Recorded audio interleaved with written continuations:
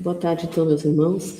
É sempre motivo de muita alegria quando nós nos desprendemos das nossas preocupações do dia a dia, né? E buscamos esse momento de comunhão com as esferas superiores para o reabastecimento do nosso espírito, para que nós possamos dar prosseguimento à nossa caminhada nas experiências reencarnatórias. Então, é com alegria que a gente se reúne na Casa do Caminho e com alegria que a gente executa essa exposição, onde também aprendemos, né? Não só falamos, mas aprendemos na exposição aquilo que é essencial para os nossos espíritos. Então, o nosso tema de hoje é Lei da Liberdade, que está no Livro dos Espíritos, capítulo 10. Dentro desse capítulo, nós vamos encontrar vários itens, subitens: a liberdade natural, a escravidão, a liberdade de pensar, a liberdade de consciência, o livre-arbítrio, a fatalidade, conhecimento do futuro e resumo teórico das ações do homem. São muitos itens, então nós vamos fazer uma síntese, porque aí eu convido vocês a buscarem no Livro dos Espíritos, darem uma lida nesse capítulo, tá? Então, vamos ver assim. A liberdade é uma lei natural? É um questionamento que Allan Kardec faz aos espíritos. E os espíritos nos trazem uma resposta. Nessa pergunta 825, Kardec questiona: há posições no mundo em que o homem possa se vangloriar de gozar uma liberdade absoluta? E os espíritos respondem: não, porque todos necessitamos uns dos outros, os grandes ou os pequenos. O que seja, nós vivemos em comunidade. E vivendo em comunidade, é só através dessa vivência coletiva é que nós vamos progredindo. Nós dependemos um do outro, né? Dentro do nosso lar, quando pequenos dependemos do nosso pai e da nossa mãe, quando já mais velhos, no cuidado dos nossos filhos, no nosso trabalho dependemos do coleguismo dos nossos companheiros de trabalho. Enfim, a vida toda é um reflexo da vida comunitária. E sendo uma vida comunitária, nós dependemos uns dos outros. Então, nós não somos absolutamente livres porque dependemos uns dos outros. E aí os espíritos questionam: mas que condição seria essa? E na pergunta 826, que nós gozaríamos de plena liberdade. Aí ele diz: só se nós vivêssemos como eremitas no deserto, onde só reside no deserto nós, mais ninguém. Mas tendo a presença já de uma outra pessoa convivendo conosco, já não gozaríamos de plena liberdade. Então, essa concepção de que nós somos livres e nós podemos fazer o que queremos sem o cuidado com o outro que coabita conosco no contexto da humanidade é ilusão. A liberdade, ela tem um elo de responsabilidade quando eu convivo em comunidade. Né? Então, eu não sou livre para fazer o que eu quero, porque eu preciso ter o cuidado com o outro.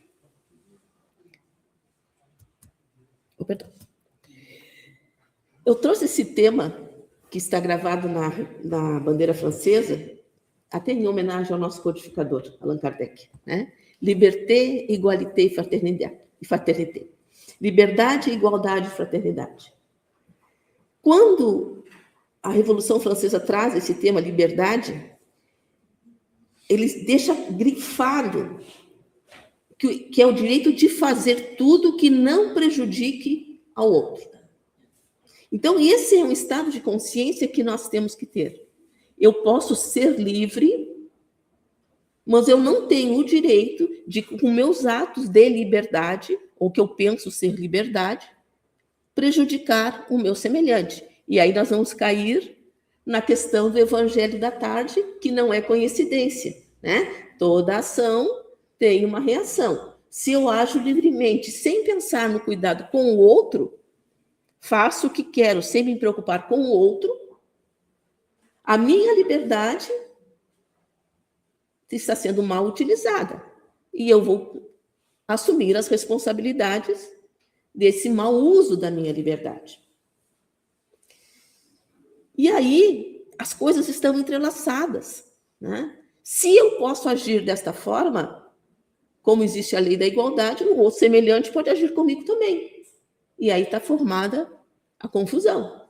Por isso nós encontramos, aparentemente, uma desorganização social, né? Por quê? Porque nós descumprimos o código de respeito que vem paralelamente junto com o nosso ato de liberdade. É necessário que eu me conscientize desse compromisso. E aí, dentro do aspecto do lema da bandeira francesa, está escrito a fraternidade. É o compromisso com a união, com a solidariedade entre as pessoas que convivem, seja no lar, seja no trabalho, seja na comunidade, seja no país, seja no mundo. E aí nós vemos a sabedoria divina que institui leis morais, onde está grifado o senso de responsabilidade com o outro também, não só comigo. Eu só vou evoluir, eu só vou progredir quando eu entender que o meu ato de liberdade, o meu livre agir, tem resultados que podem ser positivos ou negativos, dependendo de como eu ajo. Então, quanto mais eu progrido, quanto mais eu me conscientizo que a minha liberdade deve ser um instrumento de progresso e de felicidade coletivo, não só individual, não só para o meu prazer, mais eu vou estar contribuindo com um senso de fraternidade no mundo. Então, nós almejamos a paz. Mas para que nós possamos ter a paz no mundo, nós temos que entender que existem instrumentos que vão edificar a paz. E esse instrumento é a forma como eu ajo, seja no meu lar, seja no meu trabalho, seja na comunidade em que eu vivo. E aí, numa das questões desse tema, surge a questão da escravidão, já lembrando, né, dia 13 de maio. Se nós analisarmos a história da humanidade, nós vamos verificar que a escravidão não foi uma característica que aconteceu só no Brasil. Ela, historicamente, acompanha a humanidade. E independente da condição religiosa, independente da questão de cor, da questão social, é reflexo da nossa primitividade, da nossa falta de amadurecimento espiritual, achar que a nossa condição pode subordinar um semelhante, o nosso próximo, à condição de escravidão. Mas como é que isso se rompe? Isso vai se rompendo a partir do momento em que nós vamos nos aprimorando, em que nós vamos progredindo, em que nós vamos nos afastando daquela condição de primitividade em que nós nos encontramos. Então, quanto mais nós nos identificamos com o convite do Cristo, com essa mensagem de amor que Jesus nos trouxe, mais nós vamos fortalecendo essa lei de fraternidade, de entender que o outro, independente da condição que ele tenha, é nosso irmão. Independente da sua cor, da sua condição social, da sua língua, da sua religião, ele é o nosso irmão. Então, aí, nós vamos nos afastando dessa condição primitiva de que nós precisamos dominar o outro, que o outro tem que estar subjugado à nossa forma de pensar, à nossa forma de agir, ser nosso tutelado de uma forma negativa. Então, a escravidão é um exemplo triste na humanidade, e aí nós vamos lembrar, né, que Jesus surge de um povo que foi extremamente escravizado durante toda a sua história. Ele passou por 4 períodos de escravidão por séculos, até que ele atinge a sua liberdade. Mas o que fez isso? É o progresso da humanidade que vai nos afastando desses momentos dolorosos. E por isso que a doutrina espírita convida a todos nós, vamos estudar, vamos desenvolver o conhecimento, vamos ver que convite é esse que Jesus está nos trazendo, para que nós possamos nos apropriar dos ensinamentos que ele nos legou há mais de 2000 anos, para que nós consigamos ir nos libertando desses atavismos que ainda nos prendem ao homem velho, para que o homem novo que nós desejamos ser, o que o Cristo veio nos convidar a ser, seja edificado. Aí, todos esses conceitos que nos prendem a valores antagônicos ao comportamento, ao convite de Jesus, vão desaparecendo. E vai surgindo esse homem que entende efetivamente o que significa ser livre. E essa talvez seja dos registros mais extraordinários de Jesus. Ele veio, eu até me atreveria a dizer, ele veio nos tirar da escravidão do primitivismo. Porque quanto mais nós estamos arraigados à nossa condição primitivista, mais nós somos escravos daqueles sentimentos, daquelas posturas infelizes que nós carregamos através das nossas reencarnações.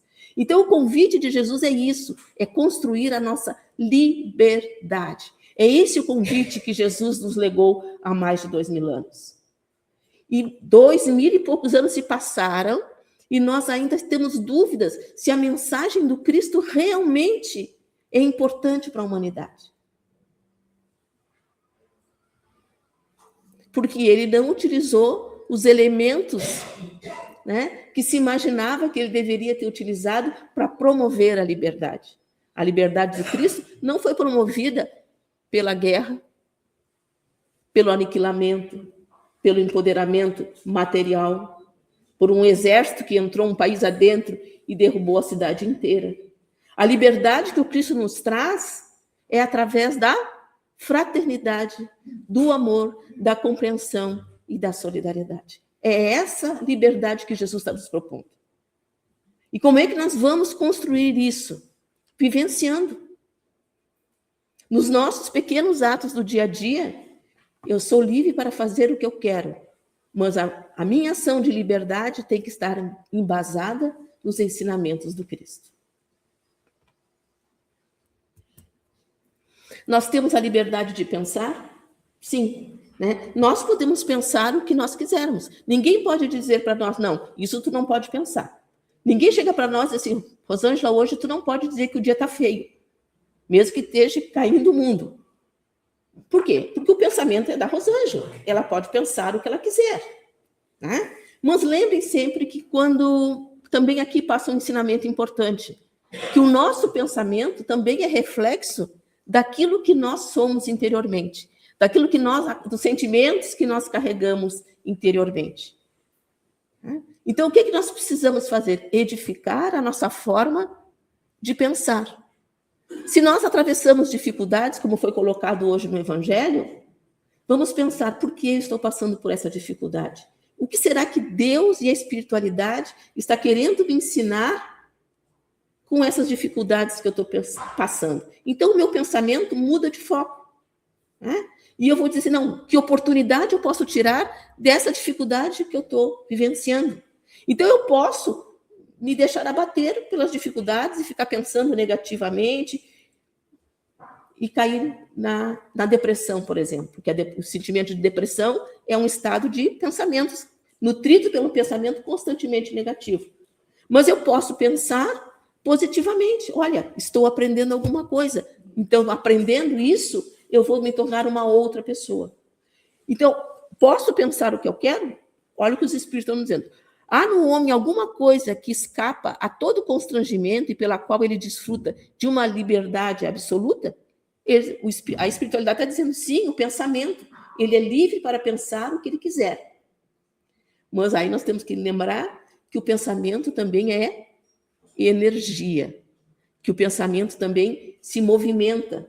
Né? Se nós pensamos pensamentos positivos, o que sai de nós em direção ao nosso redor são energias positivas. Então, o bom pensar vai aniquilando aquelas energias deletérias que podem nos circular quando nós não estamos bem. Se uma pessoa está doente e ela fica realmente doente, não tenho mais esperança nenhuma, e o médico está dizendo para ela, olha, a senhora tem que mudar a forma de pensar, nós estamos acertando na medicação, tem possibilidade de cura, a senhora não vai ter nada, vai ficar tudo bem, e ela vai dizer para o médico, não, doutor, eu tenho certeza que eu não vou ficar bem. Que pensamento que ela está tendo? Um pensamento negativo. Né? Mas o médico pode dizer para ela, muda o pensamento, a partir de agora não vai mais pensar? Não, quem é que tem que mudar esse pensamento? Ela. Então, somos nós que temos que edificar os pensamentos positivos. Nós estamos atravessando dificuldades nesse momento no planeta que coloca em xeque, às vezes, até a nossa própria fé. Sim, Mas o que será que tudo isso tem que estar nos ensinando? Que nós somos instrumentos da criação divina e que nós somos contributivos no processo de transformação. Então, vamos pensar positivo. Hoje eu acordei tendo a certeza que, haja o que houver, vai dar tudo certo. Se tiver dificuldade, nós vamos achar uma solução. Se meu marido tiver de mau humor, amor, fica tranquilo que tudo vai dar certo. Se a minha mulher está de mau humor, querida, fica tranquila que tudo vai dar certo. Se o filho chegou agitado da escola, botando fogo na casa, pega o filho no colo, dá uns abraços, uns beijos, filhão, vai dar tudo certo. Nós precisamos mudar a nossa conduta de pensar. E, consequentemente, nós vamos mudar a nossa conduta de agir. Porque o pensamento, a nossa ação é reflexo do nosso pensamento. Mas, como falou a nossa irmã antes, na parte do Evangelho, nós podemos nos enganar a nós mesmos, né? Não, eu estou só pensando positivo, mas Deus está vendo, né? Deus está percebendo, a espiritualidade superior está percebendo o que nós estamos pensando. Então, a nossa relação do livre pensar tem também um registro que fica materializado e que Deus percebe, né? Então, é importante que a gente esteja sempre em sintonia com o Criador, através dos nossos pensamentos positivos. Isso significa que a gente nunca vai ficar triste? Não. Tem momentos que nós vamos ficar tristes. Mas vamos, nesse momento, nos conectar com Deus. E o que nós vamos fazer? Vamos orar. Né? E não precisa ser um rosário de oração. Senhor, me ajuda, porque eu estou sentindo que nesse momento eu não estou bem. Na hora do banho, né? Senhor, me ajuda, porque eu estou sentindo que nessa hora eu não estou bem. Então, nós estamos em conexão com o pensamento positivo, Deus está nos auxiliando. Deus está junto de nós. E aí nós temos a liberdade da consciência, né? A liberdade de consciência é uma consequência da liberdade de pensamento. Ou seja, ninguém pode nos impor, não, tu só pode agir assim porque é assim que eu quero que tu aja. O Espiritismo pode chegar para nós, através das obras básicas do Kardec, e dizer, olha, a partir de hoje, todo mundo tem que acreditar na reencarnação. E nós ficamos assim, sim, claro. Não, o meu vizinho pode não acreditar na reencarnação. O meu vizinho pode não acreditar nas manifestações dos espíritos. E eu vou fazer o quê? Vou dizer para ele, não, então se você não acredita, é o direito dele. Se você não é espírita, é o direito dele ser o que ele quiser ser. Ninguém pode impor ao outro aquilo que ele não quer. Nós temos a liberdade de pensar e a liberdade de consciência. A consciência é um pensamento íntimo que pertence a cada um de nós. E ninguém tem esse direito. É óbvio que a gente vai, com o tempo, se dando conta de que as nossas ações também se refletem na nossa consciência. Né? É a nossa consciência que diz assim, Rosângela, hoje tu foi indelicada. Cuidado. É a nossa consciência que nos chama a atenção. Né? Cuidado. Tem que perceber que aquela pessoa não estava muito bem, por que tu está agindo assim? E ainda bem que a gente tem essa capacidade de reflexão, do uso da razão, como nos disse a nossa irmã, né? Que a gente reflete no que está fazendo. É a nossa consciência que nos chama a razão. Então, são todos instrumentos que Deus colocou à nossa disposição, como espíritos em evolução, para que nós possamos nos aprimorar e desenvolver o nosso senso de liberdade de forma madura. Não vamos mais cometer aqueles erros que nós cometíamos quando éramos espíritos mais primitivos. Vamos nos afastando daquele homem velho e deixando surgir aquele homem que Jesus veio nos convidar. Jesus foi o grande terapeuta da humanidade. Ele foi o grande edificador desse convite do plano superior de Deus em nossas vidas. Vamos aproveitar essa ferramenta que Jesus colocou à nossa disposição, independente de qual religião nós sigamos. A doutrina espírita é a nossa religião. é a nossa demonstração de fé. Mas nós temos que entender que Jesus não veio dizer, olha, eu vou fundar a religião espírita, eu vou criar a religião católica, eu vou criar as religiões afro-brasileiras. São manifestações do Criador, onde nós nos identificamos por condições espirituais. E isso tem que ser respeitado. Mas o que faz?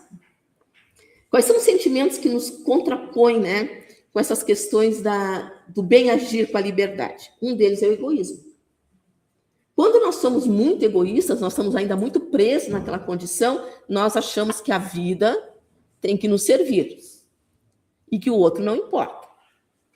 E aí nós agimos de acordo com aquilo que nós pensamos, com o que nós achamos. Não. O que tem de... Vamos pegar um exemplo. A mãe fez 6 bifes. São 6 pessoas na casa, né? Um dos filhos comeu 2 bifes, alguém ficou sem. O que aconteceu? Aquele que comeu os 2 bifes não pensou no outro que ia chegar e que também queria comer um bife. Então ele agiu de forma egoísta, porque não pensou que o outro também tinha direito a comer um bife. Então, por que eu tenho que agir dessa forma quando eu sei que tudo que eu pratico vai causar sofrimento? Tudo que eu pratico de ruim, né, de mal, vai causar sofrimento no meu semelhante. Então, eu preciso ter esse cuidado. Eu preciso lembrar que eu não sou o centro do universo, que eu convivo na coletividade. E que vivendo na coletividade, eu tenho que pensar não só em mim, mas também no outro. E junto com isso vem a ambição, a vaidade, o orgulho, né? Que vai fazendo com que eu menospreze o meu semelhante em detrimento do meu egocentrismo. Eu sou o centro. E tudo deve girar ao redor dos meus interesses. Como é que nós estamos agindo? Como crianças, como bebês. Como espíritos infantilizados. Mas Jesus está nos convidando a nos libertarmos de todos esses sentimentos destrutivos para podermos edificar esse homem novo que ele vem nos ensinando há muitos séculos. E uma outra característica que também dificulta a boa aplicação do nosso senso de liberdade, que é o medo. A juventude, vamos pegar a juventude. A juventude gosta de ser acolhida, né? Gosta de viver em grupo. Vamos pegar esse exemplo. E lá na escola, por medo de ser excluído, ele passa a agir de forma equivocada, ou ao contrário do que a sua consciência determina, para ser acolhido. Então, ele vai fazer parte do grupo da bagunça. Porque ele quer ser acolhido. É o medo que faz com que ele ninguém na minha turma gosta de mim. Então, para que eu possa ser acolhido, eu vou fazer parte, vou agir como os outros que estão agindo equivocados também agem. Então, eu vou ser acolhido. Então, é o medo que faz com que esse jovem haja dessa forma, sem pensar nas consequências, sem se dar conta do efeito que isso vai gerar. E muitos de nós, já mais velhos, também fazemos assim. Não, eu vou agir assim porque meu grupo de amigas não vai me acolher se eu não pensar, se eu não for igual a elas. Mas nós somos individualidades com consciências particulares e com conhecimento suficiente para avaliar os nossos atos e, consequentemente, ter noção do que isso significa. Nós não somos mais crianças e nem os jovens que precisam ser acolhidos, né? Se sentir acolhidos. E isso é importante também a gente edificar na educação dos nossos filhos, dos nossos netos. Até eu citei um exemplo há algum tempo atrás. Eu faço bullying na escola, porque se eu não participar do grupo do bullying, eu vou sofrer o bullying.